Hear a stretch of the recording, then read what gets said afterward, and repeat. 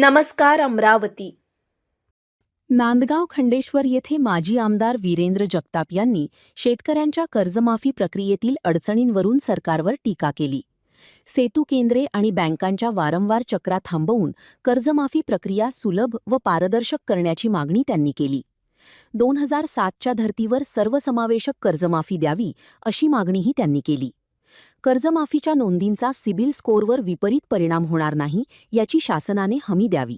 तसेच विद्यार्थ्यांच्या एज्युकेशन लोनला अडथळा येऊ नये यासाठी बँकांना स्पष्ट निर्देश द्यावेत असे जगताप म्हणाले. नियमित कर्जफेड करणाऱ्या शेतकऱ्यांना 50,000 रुपये प्रोत्साहनपर रक्कम तातडीने द्यावी अशी मागणीही त्यांनी केली. फडणवीस सरकारची निवडणुकीच्या वेळेस गाजावाजा करून केलेल्या फसव्या कर्जमाफीचा निषेध करण्यासाठी आज आम्ही इथं 2-2.5 तास धरणे आंदोलन केलं आणि तहसीलदारांना निवेदन दिलं.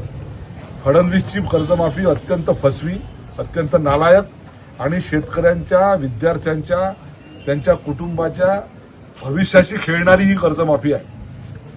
21चा थकबाकीदार असेल तर 35%, 22चा असेल तर 45%, 23चा असेल तर 35% आणि तेही बँकेसोबत वन टाइम सेटलमेंट करून करा. आणि त्याचं सिबिल कायमचं खराब होणार आहे. सिबिल म्हणजे त्याची पत.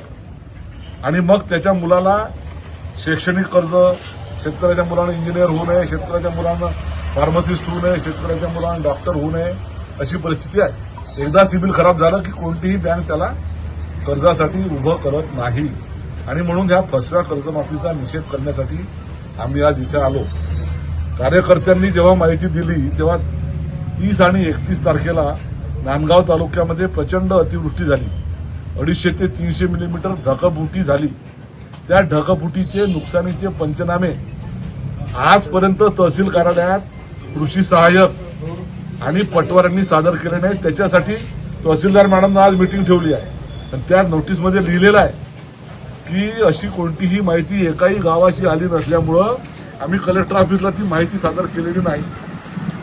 चक्क उन्हाळा तपून राहिला, 20 दिवसापासून पाऊस नाही, शेतकऱ्याचं पीक अडचणीत आलेलं आहे, सोयाबीन एक दाणा होणार नाही, सोंगाचं काम पडणार नाही अशी परिस्थिती असताना हे असंवेदनशील सरकारचे कर्मचारी, अधिकारी झोपी गेलेले आहेत.